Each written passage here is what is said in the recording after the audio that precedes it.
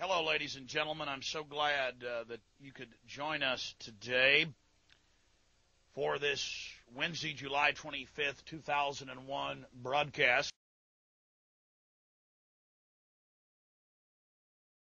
And the United States is a shining jewel the globalists want to bring down, and they will use terrorism as the pretext to get it done. So that's coming up in the second half of the show. Very important information. I'm going to put the call out that you call the White House and tell them, look, we've seen the news stories that you've wanted to blow things up, that you have blown things up, and that you're saying that 4 million of us are going to die and we need martial law and the Associated Press at one of your little drills you had,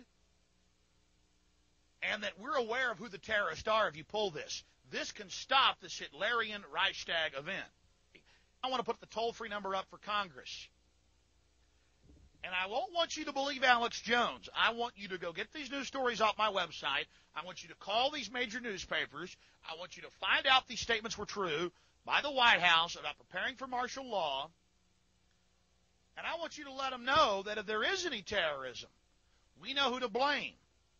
The point is, if any terrorism comes, it's from this government. And if there was an outside threat like a bin Laden, who was a known CIA asset in the 80s, running the Mujahideen war, and whose family builds all the military bases over in Saudi Arabia right now, and sits on the board of Iridium Satellite, he's the boogeyman they need in this Orwellian phony system.